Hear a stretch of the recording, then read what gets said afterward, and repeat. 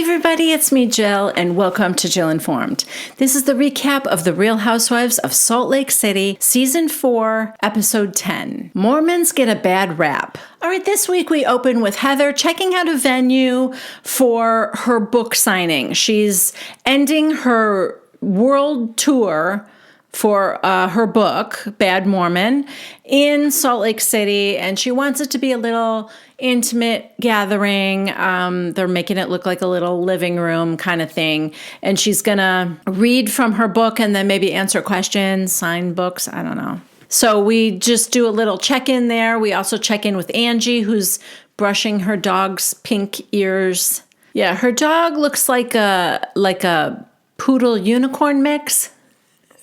Maybe a pooticorn. We also see Lisa heading over to Whitney's house. Whitney, she's had a very exhausting weekend with Bobby's 13th birthday party and then her Prism event. So she's exhausted and she's just going to have a charcuterie tray and some wine.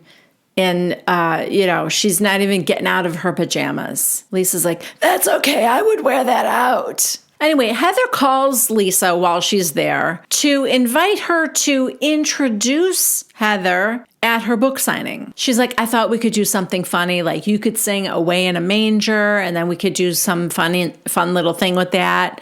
And Lisa's like, I'm in. I love it. Oh, I love that. I haven't done that for Lisa in a long time. She's been really toning that down. I wonder if people told her, like, ease up. I love that. Can I touch that? Can I touch it? I love that. Remember that? She was like in an art gallery, right? Can I touch that? Oh my God, can I touch it? And the person there was like, no. I'd really rather you not touch the paintings. Anyway, she hangs up with Heather and Whitney goes, now we're really going to have to read the book. At least the parts about us. Blink, blink. Yeah, we don't want to tax Whitney too much by making her read an entire book. So they sit down and they start munching on the charcuterie. And Whitney asks her, so what the hell happened at my Prism event? And Lisa's like, I don't know. It was like a blur to me. Whitney, I was so mortified that the two of you behaved that way at my Prism event. And Lisa goes, I didn't start it. Yeah, Whitney doesn't care who started it. She just thinks that they both should have had enough self-control at her business event. And oh my God, Whitney, this is Real Housewives. There's no such thing as self-control when it comes to housewives. It's not for the faint of heart. I mean, come on. Your husband lost his job because of this show. And it's not like you haven't lost control before either. I'm not saying it's okay. I'm just saying she should know better. So Lisa's like, well, what did you hear me scream? And Whitney goes, I heard you say, stop it. Stop it. And Lisa goes, I said, please stop talking to me right now. So Whitney is mad at both of them, but possibly Lisa even more. Because you know my brand and you know my healing journey. In Lisa's confessional, she's like, oh my God, please. Maybe I should be mad at her for having a cash bar and no food. But Lisa does apologize for her part. And she adds that she's confused by Angie because I don't think she likes Monica and I don't think Monica likes her. And Whitney goes, so is that what's bothering you? Because you were upset that Ange and Monica were hugging. This gets a little heated now, so Lisa feels the need to clarify so there's no confusion. I have no problem with Monica other than that she upset my friend. I'm not triggered by their friendship. I'm triggered by the fact that I'm like, what the are you doing, Ange? Yeah, still confused. I'm sorry, that was supposed to make things crystal clear. So you are triggered by their friendship? Look, if Angie forgives Monica, and again, it's a little bit of shooting the messenger if you ask me, but if Angie forgives Monica and Lisa has no other reason to be mad at Monica, what's Lisa's issue? See, I think it has to do with the fact that Monica called her materialistic. And, the whole, my ring was 60 grand, 60 grand. That whole thing. But Lisa says no. Nothing other than the fact that she hurt her friend Ange. So if we are to take her at her word, then it doesn't make sense that she would care that Angie and Monica made up. She only cares about her upsetting her friend Angie, and now Angie doesn't seem to be upset anymore. So now you can stand down, Lisa. I mean, if it doesn't have anything to do with the materialistic comment. Side note, there is trouble a-brewing for Monica in the news recently. As per usual, I don't have the whole story, so you're not going to get hard facts here. But there is something with her and Heather, which really disappoints me because I felt like Heather was getting along with everybody this year pretty well. Anyway, there was an issue that Monica was bad-mouthing Beauty Lab. Heather claims it was because Monica did not pay her bill for something she had done there. And it's not looking good for Monica because there's also another rumor out there that Monica stole that $60,000 ring. And also that the ring wasn't insured. It's all stupid. Like, that part's dumb. It's not like she ripped it off her finger. She did lose, it came off when she was going to the bathroom and pulling her jeans back up. The ring slipped off. But the rumor must be that when everybody was searching, maybe Monica found it and then kept saying, no, I don't see it anywhere. I don't believe that. I just don't think she needs to steal someone else's ring. I don't know. I don't know Monica that well. I just think that people love a juicy story, and it would be a juicy story if she stole the ring. But I think that's too much for us to hope for. So there is a little bit of a funny scene here now. Brooks, Whitney's young son, not to be confused with Meredith's son, Brooks. This kid's 10 or something. He's peeking around the corner while Lisa is going off on kind of an F-bomb tirade about, Angie and Monica. And Whitney stops her to explain that she doesn't talk that way in her home because it upsets the children. And Lisa says, okay, but Whitney will not stop explaining it. And it goes a little something like this.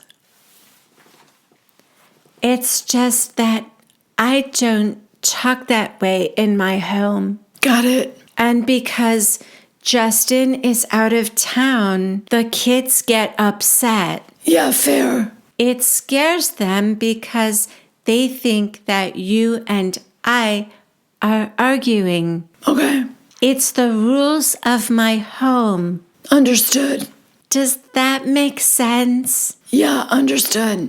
My kids aren't used to it. I get it. I don't talk that way in my home. Okay, I get it. My house is a healing space. I understand. I don't like that language when I'm on a journey of spiritual healing. Understood. Okay, next, Heather has come over to visit Mary Cosby. Apparently, Heather has never been there before. The front door of this house is insane. It makes Heather look like a tiny child. Heather looks about the size of a 2-year-old in comparison to this door. Anyway, in her confessional, Heather said, when Mary invited me to come over and see where she lives, there was no question. Listen, Grandpa Joe gets out of bed for 2 reasons. To see Willy Wonka's chocolate factory and a Mary Cosby house tour. So she gets there and there's some niceties, and then they go sit down in what Heather describes as Dr. Seuss chairs. We've seen these chairs before. Anyway, Mary tries to pretend that she invited her over because they've always had a connection.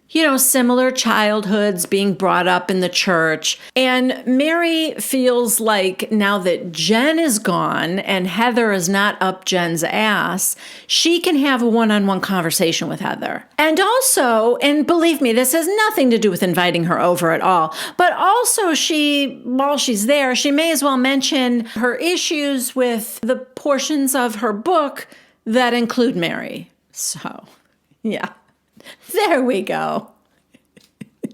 I knew we'd get to the real reason. Mary kind of pretends that she's read more of the book than just her parts, because Heather's like, well, did you read the book?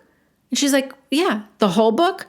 I mean, that like Heather kind of lets her out of it by saying, you skimmed it, sort of. Yeah. Okay, you didn't. How much you want to bet somebody just sent her a text with the parts about her? Anyway, Mary said she's upset because it isn't true. And Heather looks at her. There's a long pause, and she goes, every word was true. Now, I personally would be afraid to stand up to Mary Cosby, but I love that Heather did. Because when you break it down, Mary seems to take exception to being called bougie and poised. Heather goes, you are bougie and poised. I think we're in a much different place now than when I wrote the book. I mean, we were careless with our words to one another, saying harsh things. And Mary goes, well, I think you were harsh to me. What did I say that was harsh towards you, Heather? Well, you said that I didn't know I looked inbred. Oh, no. Okay, we do see a flashback, but even before we do, there's no doubt in my mind that that is something Mary said. It's just so on brand for Mary. But we do get a flashback, and I don't recall it. They said it was 2 years ago. It was actually just Mary muttering to herself, looking out a window, saying, talking about Heather, that she's, full of herself, like those Mormons are, like kind of full of themselves, and she doesn't even know she looks inbred. So Mary's kind of like silent for a second there, and Heather goes, I mean, do you think I look inbred? Mary, I do. Mary, what the hell? You know that when Heather, like they're making up, right? Mary invited Heather over to her home for the first time. She said, with Jen out of the picture, I feel like you and I can have a really nice conversation. And, but I have this issue with the book. And then Heather says, listen, we weren't very careful with our words back then. We're different now. Like you said, I looked inbred. I'm sure in Heather's mind, she's thinking, I'm sure you don't feel that way now. Like that was just something you said in anger, maybe. Like, I'm sure that's what Heather thought was going to happen when she said, do you think I look inbred? And we know Mary, but I'm not sure any of us thought that Mary was going to say to her face, you do. The woman who takes offense at being called poised has no problem saying that Heather looks inbred.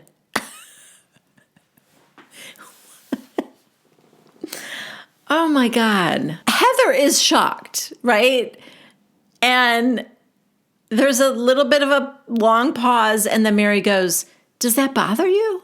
Yeah, Mary. You just said I looked inbred. Heather goes, well, yeah, that's, you're saying I'm ugly. Mary just said, I'm sorry. I would never want to intentionally hurt you. And Heather accepts that. I guess. I don't know. She just goes on to say that, you're not the first person to talk to me about my book. A lot of people were upset about things that I wrote about them, but I tried to be as authentic as possible in telling my story without really hurting anybody. Mary says that as much as she doesn't like the part about her, she is proud of Heather for writing the book. Okay, next we check in with Meredith and Seth's podcast. And this one goes deep, guys.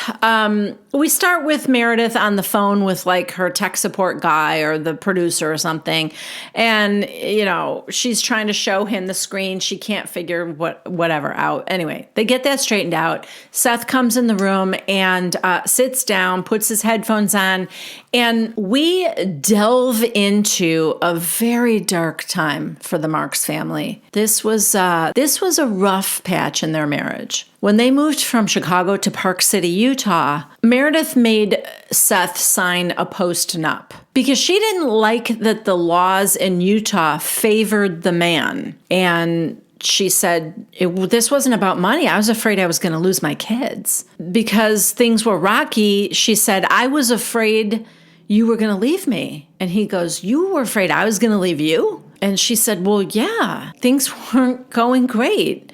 So Seth breaks down, tears up. He said, I thought as a father, I just needed to make money, just make as much money as possible to support my family, and that's it. When it came to doing homework or being emotional support for his children and his wife, he wanted nothing to do with that. I'm the breadwinner. Like, this is my job. I don't have to do anything else.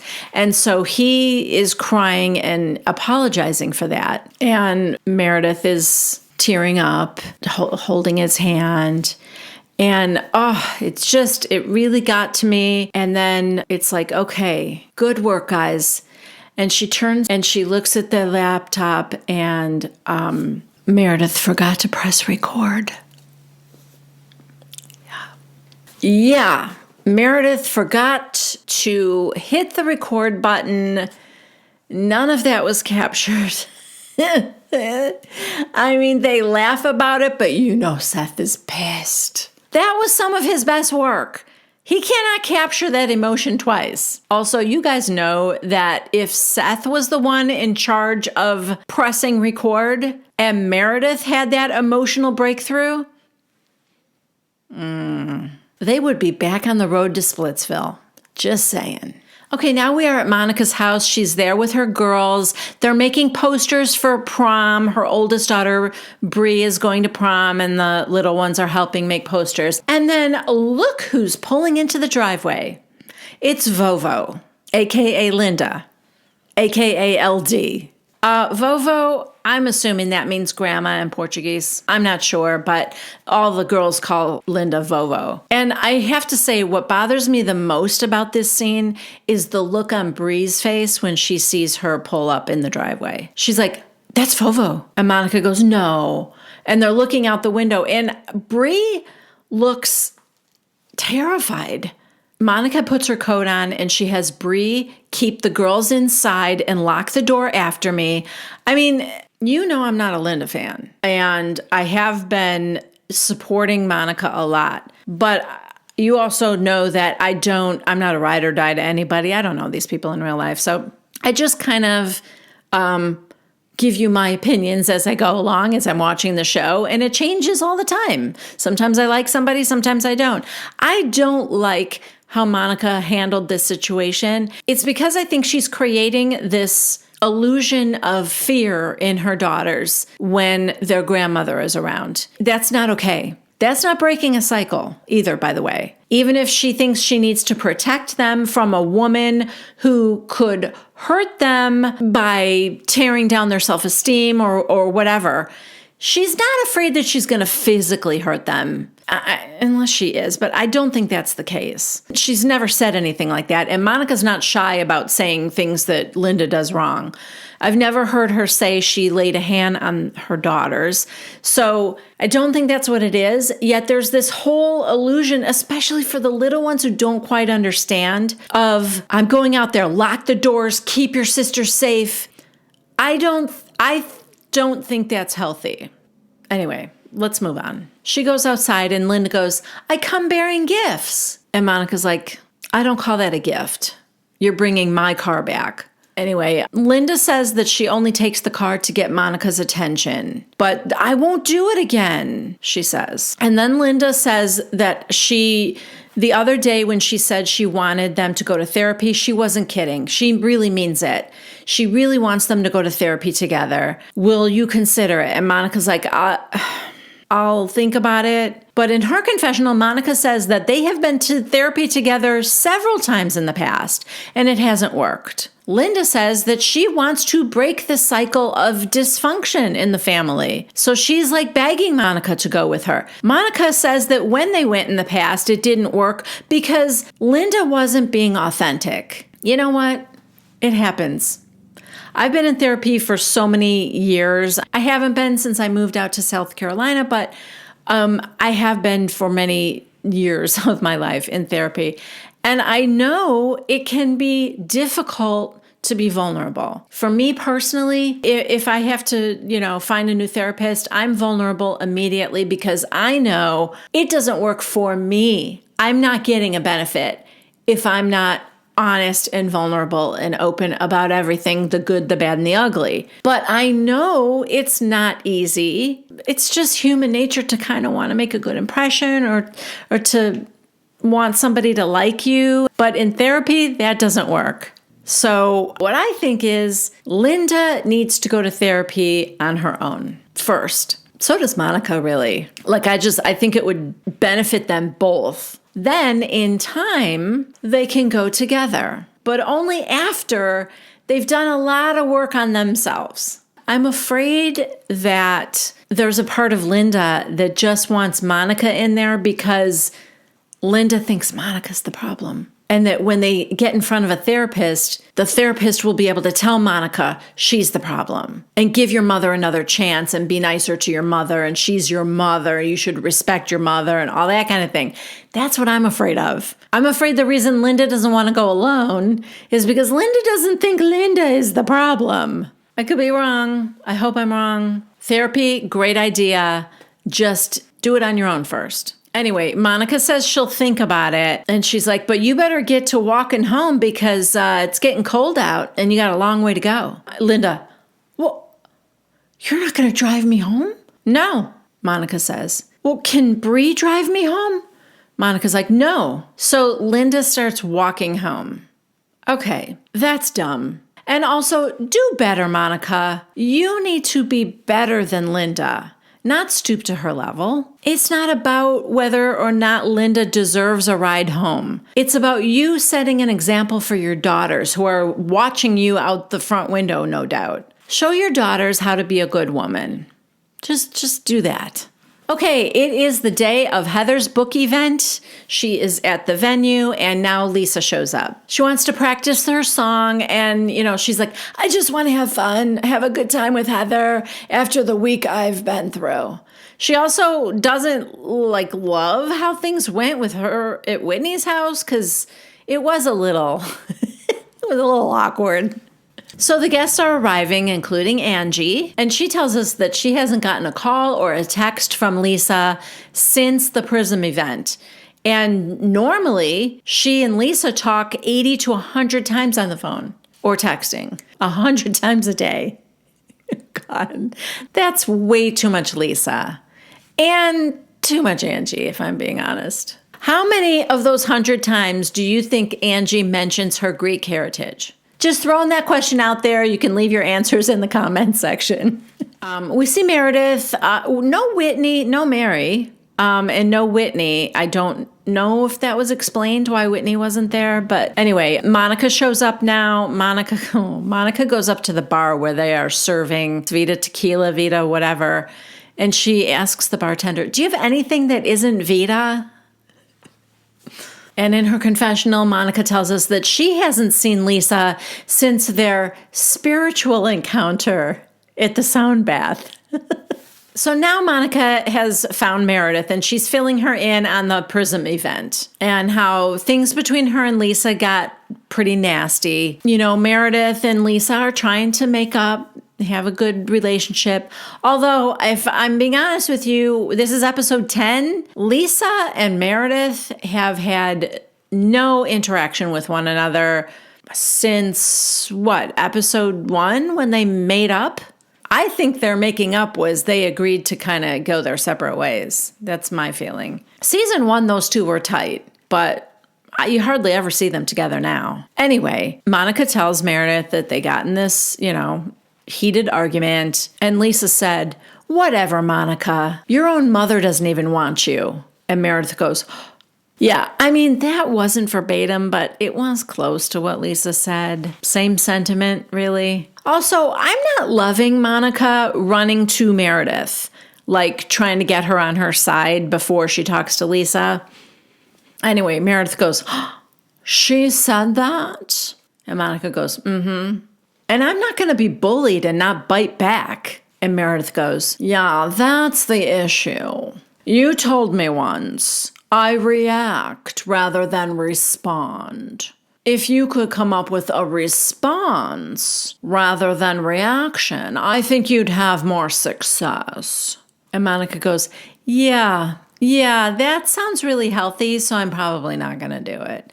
And then they both have a good laugh over that. Okay, time for Lisa's intro song, Away in a Manger. And now, as before, I am delighted with Lisa's rendition and singing voice. I mean, as Housewives go, she should have an album and a world tour already scheduled. If Luann can create an entire career with her voice, Lisa certainly can. Yeah, this episode isn't going well for me and Monica. Because now, as Lisa starts to sing and everyone is seated and listening, Monica yells, no. Yeah. And she and Angie are just mean girling it up. And I used to think Angie was so badass for some reason. Like she was so confrontational and everything. And it was like, wow, okay. But now I feel like she just mimics whoever she's with. It's a weakness in her character I don't think I recognized before. Because when she's with Lisa, I don't like Monica. That's why Lisa thinks she hates her. Because she's basically saying that to her when she's with her. But when she's with Monica, now you're laughing at Lisa singing, which is fairly decent, I'm just going to say.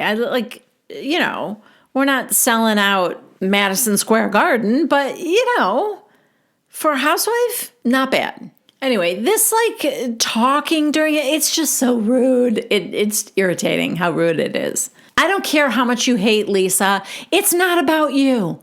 And it's not about Lisa, frankly. This is now Heather's event that you're ruining. It's the sound bath all over again. Anyway, then the twist is Lisa says, oh, enough of that song.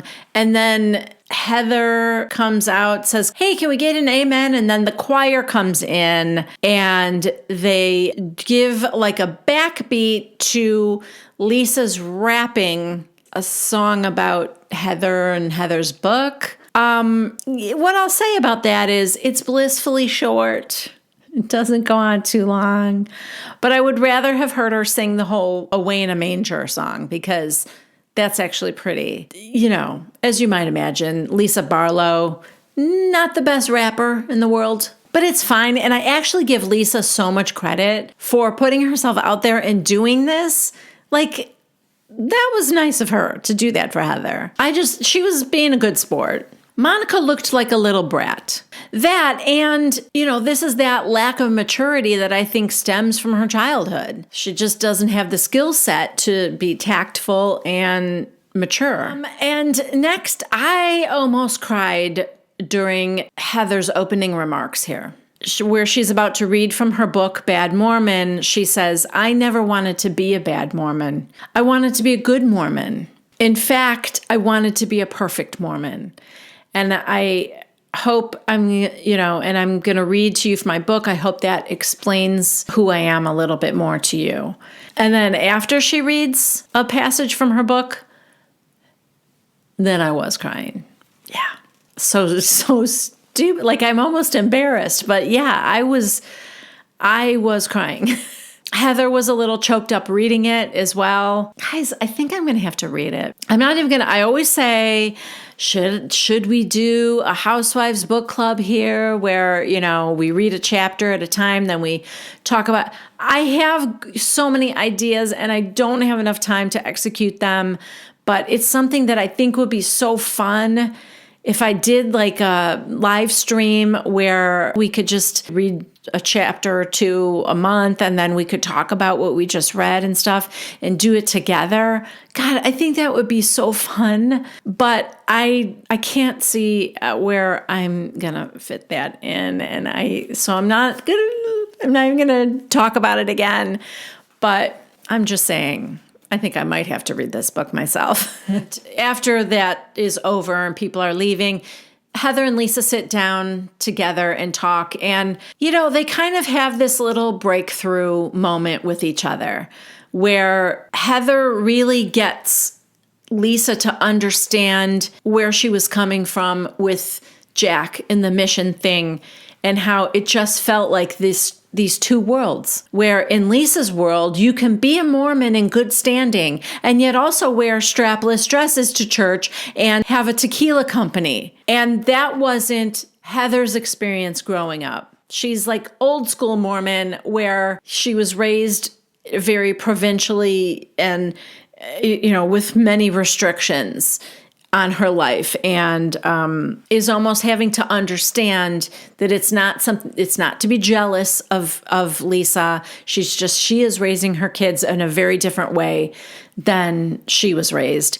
And Lisa, for her part, she's come to the understanding that Heather was raised very differently than the way she's raising her kids, and that she needs to have more compassion for that. Meanwhile, Angie and Meredith actually talk for the first time. Angie's like, I don't want you to run away again. I just want to tell you how I'm feeling. I was hurt, and as a mother, you were threatening my family. Meredith, I'm not threatening your family. Angie, you said I could ruin their family. And Meredith goes, but I'm not going to. There's a big difference. So, Angie goes, well, just so you know, you couldn't hurt my family. You could never hurt us. Something like that. And Meredith goes, I know, I couldn't. You're right. There's like this long pause, and then Meredith said, I'm very sorry that I hurt you. So, what else do you need from me at this juncture? Maybe to not talk like that. At this juncture. Angie goes, nothing. I need nothing else. Monica's also standing there as well. And Monica goes, well, that's more than I got from Lisa Barlow. So Meredith said, so let's move on.